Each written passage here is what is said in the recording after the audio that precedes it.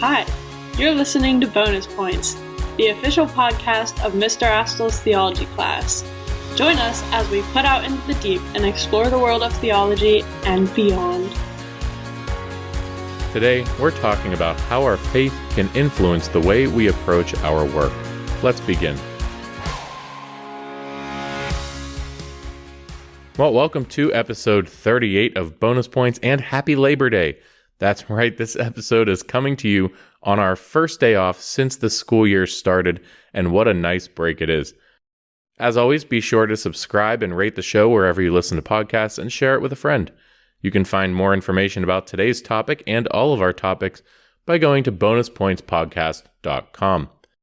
Since this episode is coming out on Labor Day, I thought it might be appropriate to talk about work. Speaking from a 21st century Western standpoint, I think it is safe to say that we don't have a super healthy approach to work. I'd like to dig into that a little bit today and present a better vision that the Catholic Christian worldview gives us. Let's start with what I think are two common mentalities when it comes to work. The first one is that work is bad. It is a necessary evil that we tolerate because we need money. This is the philosophy, I think, that undergirds sayings like, do what you love and you'll never work a day in your life. The implication here, when you really think about it, is if you enjoy it, it's not work. So if it's work, it must be unenjoyable. Now, I know that's probably not how most people don't have that in their minds when they're using a phrase like that. But if you really think about it, I think that's an unspoken assumption there. And think about when people talk about their dream life or what they would do if they won the lottery. How many people dream of a life where they can quit their job and they don't have to work anymore? So I think this is a very common idea about work, is that it is a bad thing. It is something bad to be tolerated and nothing else. In fact, sometimes people will even try to connect this to Scripture. They'll refer to Genesis 3, which is they'll refer to the part right after the fall, right after original sin. God is telling Adam and Eve the consequences of their sin, and he says, "Cursed is the ground because of you. In toil you shall eat of it all the days of your life. Thorns and thistles it shall bring forth to you, and you shall eat the plants of the field. In the sweat of your face you shall eat bread, till you return to the ground, for out of it you were taken.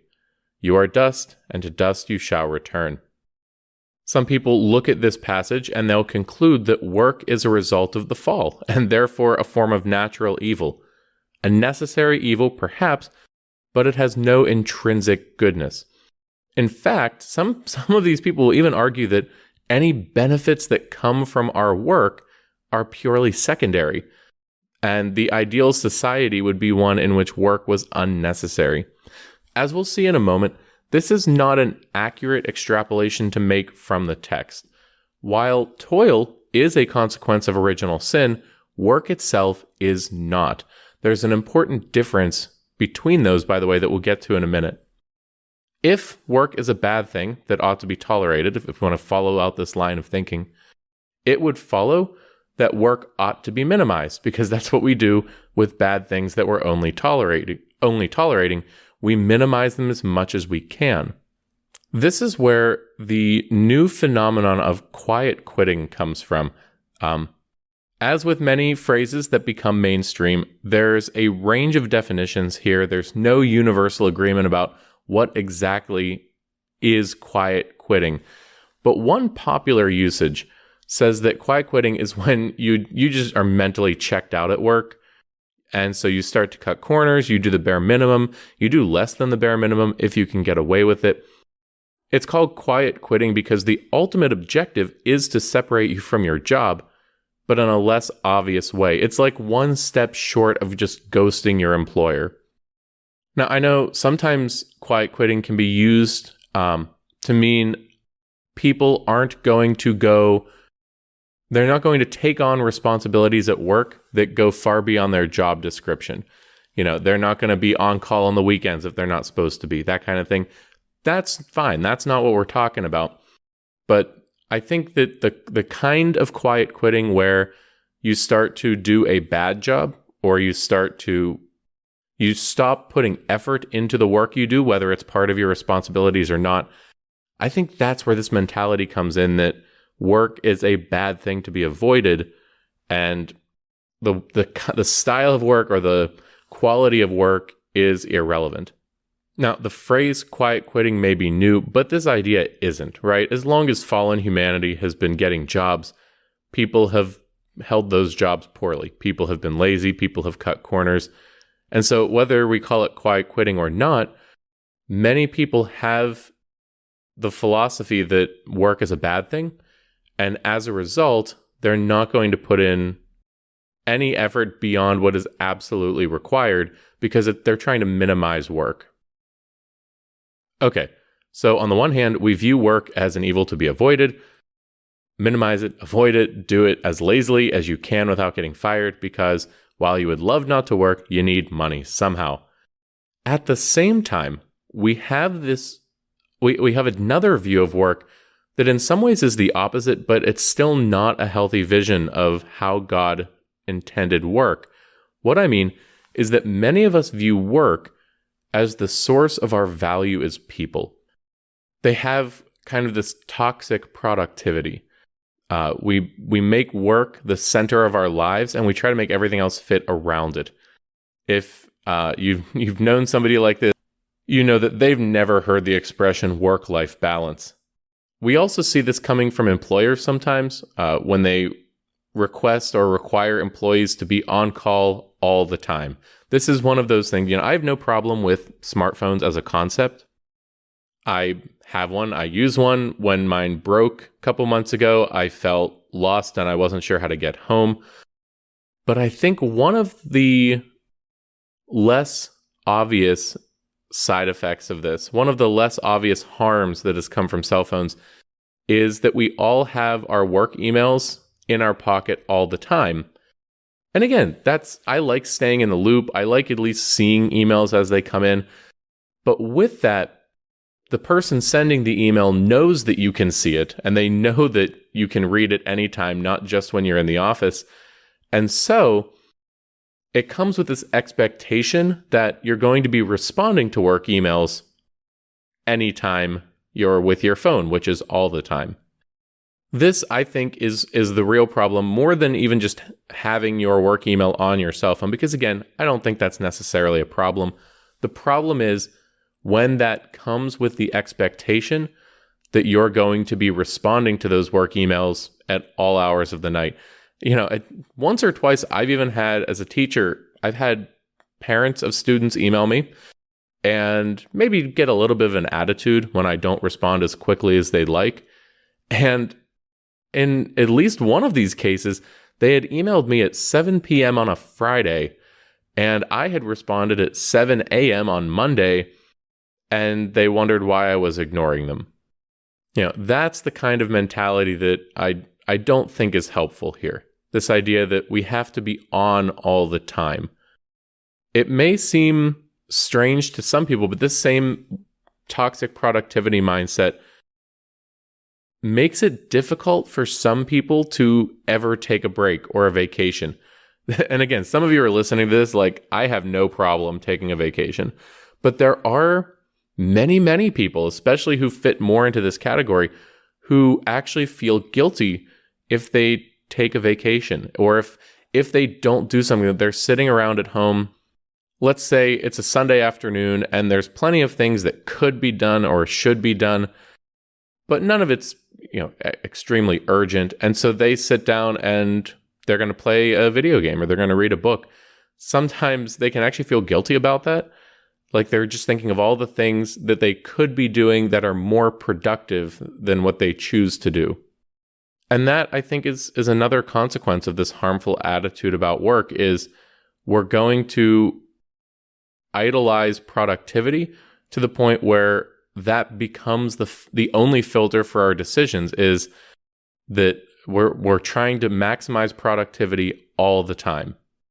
We have all these tools, thanks to computers, thanks to the internet, that are basically magic when it comes to making us more productive and more efficient. If you took an Excel spreadsheet back to the 1920s, they would think you were a wizard. And yet we don't spend less time working. We have all these innovations that are supposed to make the work go faster. And instead of taking that and saying, all right, great, what do? We fill up that same amount of time. We just make the expectation that we're going to be even more productive and get even more done. And again, there's nothing wrong with productivity. The problem is when it becomes excessive, when there's no moderation there, and when that productivity is placed above other things that ought to be prioritized. When we fall into this mindset, and I think we all do from time to time, but when we fall into this mindset, even if we allow ourselves to rest, even if we let ourselves read that book or just stare at a wall for a few minutes, we justify it by saying that we need to recharge so that we can do more work. Even in that sense, rest becomes subordinated to work. Rest just becomes a way of doing more work. It's like you're putting a little bit of a cost into it. Okay, I won't be productive for a few minutes, but think of how much more productive I'll be after I rest. That's the whole point. It's to recharge the batteries. Now, I don't want to say too much about this because there will be a future episode about rest specifically and how to rest well. But for now, that's a good way to transition into perhaps a better vision. What is a healthier approach to work? What is the Catholic approach to work? For Catholics, work is not intrinsically evil. It's not something that God gave us just to punish us. No, it's something good that God gives us. Even if after the fall work can be difficult, work itself is still a gift. In fact, we can think of work as one of our original vocations or original callings. So let's go back to Genesis. This time, 2 chapters before the fall. The fall is in chapter 3. Genesis 1, God creates Adam and Eve. The first thing he says to them, be fruitful and multiply, fill the earth and subdue it. Pope John Paul II actually wrote an entire encyclical or papal letter on the topic of work. It's called Laborem Exercens, and he wrote it in 1981, right around the start of his papacy. That's about 3 years into his time as Pope. Anyway, he addressed that specific command from Genesis 1. He says, and I quote, work understood as a transitive activity, that is to say, an activity beginning in the human subject and directed towards an external object, presupposes a specific dominion by man over the earth, and in its turn, it confirms and develops this dominion. The expression subdue the earth has an immense range. It means all the resources that the earth, and indirectly the visible world, contains and which, through the conscious activity of man, can be discovered and used for his ends.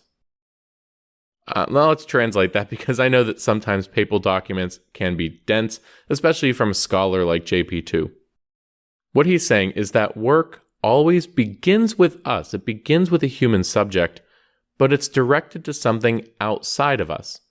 If you think of manual labor, it's a field or a piece of wood or food. But no matter what kind of work it is, it's directed towards something in the world around us. We're discovering the world and using it in the process of work. And that's what that verb subduing means here is we're exploring the world, we're discovering its resources, and we're putting those resources to our use. And so if you think of it that way, that first command to be fruitful and multiply, to fill the earth and subdue it, that contains in it this implicit call to work. And then Genesis 2 gives us the second creation story, this other way of thinking of the story. And in this chapter, when God creates Adam, he places him in the garden and tells him to till it and keep it. In other words, work the garden. And all of this is before the fall, by the way. The fall is not until Genesis 3. And so we can clearly see here that work is not a consequence of the fall because work existed before the fall. What happens after original sin is that toil enters the picture. And there's a difference between work and toil. So what exactly is that difference? It's hard for us to grasp sometimes because, we're all living after the fall. We've only ever known work with toil. But if you think about work, if you think about the results of work, at least as it affects us when we work hard. I mean, think about it. We get tired, we get sweaty, we get mentally drained. It requires great amounts of effort and strength to work. Those negative effects of work, that's what makes it toil. Before the fall, we still worked, but we did so without getting tired and sore and sweaty. Before the fall, we accomplished our work with ease and with joy, not with struggling and sweating. So that part of work, of course, we're not going to enjoy that. And that fits. That's a consequence of sin. But we need to be careful to distinguish that toil aspect from the work itself. The work itself is good. The work itself precedes the fall. But why? Why does God make work? If it's not a punishment, why does he do this? Well, there are a few ways to approach this, but one of the big ones is that work allows us to be co-creators with God. When we work, we are taking the things that God gives us, that he created, and we use them to create new things. I mean, think about it. We cannot create ex nihilo. We cannot create out of nothing. But what we can do is we can take the materials that God gives us, that he created out of nothing. We can take those and we can create new things from that. And so work allows us to have a part in creation, right? And God makes us in his image. He wants us to be like him. And so he gives us this way of working like him. Genesis describes creation as work. It talks about on the Sabbath, God rested from the work that he had done in creation. And so by giving us the opportunity to work, we are also becoming like God. We are acting like God when we do that. Finally, we can view our work not only as a way of being like God, of being co-creators, but also a way of sanctifying ourselves and our days. This was a big part of the spirituality of Saint Josemaria Escrivá, and it continues to be a big part of the organization he founded, Opus Dei. The idea is that our work, our daily labors, are an opportunity for holiness.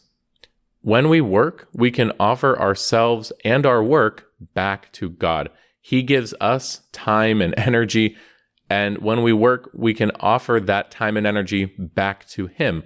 That's really what sacrifice is we take the things that God has given us, we set them apart, and we offer them back to him. And so if we approach our work as a form of sanctification, we can do just that. Now, think of how different that approach is from what we talked about a minute ago. This approach that sees work as a bad thing to be avoided, to cut corners. How much differently are we going to approach our work, and especially the effort and the quality of our work, if we are viewing that work as an offering to God, as something that is actively making me holy, as something that is training me in discipline and virtue? If we think of it this way, work becomes a spiritual exercise. And so if we do it right, we're not only going to do our work better, but we're going to become saints in the process. In fact, St. Josemaria tells us to think of our desk as our altar and our work as a daily offering to God. One of my favorite prayers, one that I think we would all do well to pray every morning, is called the morning offering. And if you are one of my students, you've heard this prayer because we often use this prayer to start the school day in the morning. But it is this beautiful prayer that offers every part of our day to God. We offer him all of our prayers, works, joys, and sufferings of this day, and every day. I want to close by talking briefly about the importance of rest. Like I said, I'm going to be doing a future episode on this topic, but it's worth mentioning here because we're talking about work. Of all the laws that God gave Israel in the Old Testament, few are as strict or as absolute as the Sabbath rest. Unlike other laws, this one applied to everybody. Even if you had somebody staying with you who was not an Israelite, even your animals, everybody was commanded to observe the Sabbath rest. Why? Because the Sabbath is the day when we take a break from our work to spend time with God and our families. This also is a very different approach to rest and work than the world has. Like we said, many people see the weekend as a time to recharge so that we can go back to work, right? But the biblical worldview is almost the exact, it's flipped on its head, right? In the biblical worldview, we work throughout the week so that we can rest on the Sabbath, so that we can take the Lord's day and set it aside for recreation. And all right, this is my encouragement to you. This is my challenge to you this week. Set aside Sunday as a day of rest. Now, if you are a listener who is in the medical profession, you're a police officer, you might not be able to take work off on Sunday. That's just, we need those things to keep going for society to function. But so if that's you, think of your next day off then in this. But for many of us, Sunday is a definite possibility. A few years ago, I decided that I was not going to do schoolwork on Sundays anymore. This came up because I was teaching morality and we got to the third commandment about keeping holy the Sabbath. And, we were talking about the importance of rest and not working on Sundays. And I realized that I was not living up to it. I was not doing what I said was the ideal. And so I decided, all right, I'm going to give it a shot. Now, it did mean, and it still means, that I have to procrastinate less throughout the week. I have to do what I'm supposed to do when I'm supposed to do it. But the rewards have been so much greater. Not only is it a lot more relaxing to have a large chunk of relaxing on Sunday than it is to have, 5 minutes of procrastination here and there throughout the week, but even more importantly, resting on Sunday is in alignment, is in accord with what the Lord wants of us. It is His plan for our lives, is to rest on Sunday. So that's my challenge for you. Give it a try. You might have to be on your game the rest of the week, but you should be anyway, right? And even if you observe, we'll call it the liturgical hours, you say that Sunday is from sundown on Saturday to sundown on Sunday. So that way, you can wrap up a little bit of that homework Sunday night. Even then, I still think that is so much better than if we don't try it at all, right? So there you go. If you can swing it, and I think you can, try not working on Sundays. Well, I think that's about going to do it for today's episode. After all, I'm recording this before school starts on Friday, and I have some work to do. Before I go, what resources can I leave you with? Well, I'll have a link to Genesis 3, which is the chapter that describes the fall. This is where that passage about toil came from. I'm also going to be linking to a New York Times article about quiet quitting, if you're not familiar with the phenomenon. I'll link to Genesis 1 and 2, so you can see those passages that we cited from before the fall, and a link to Laborum Exercens, JP2's encyclical on work. Finally, I'll be linking to a book called The Way by St. Josemaria. If you're looking to read more about his spirituality, this is a great place to start because the entire book is a collection of short sayings. Most of them are only a sentence or two. I love to take this book into prayer and just, take one and spend some time reflecting on it and maybe pick a couple depending how long of a time of prayer it is. So if you are trying to read more about St. Josemaria's spirituality, or you're just looking for a great devotional to take into a time of prayer, some good spiritual reading from a canonized saint, make sure you check out The Way by St. Josemaria. As always, you can find these resources and more on our website, bonuspointspodcast.com. Until next time, I'm Mr. Astle.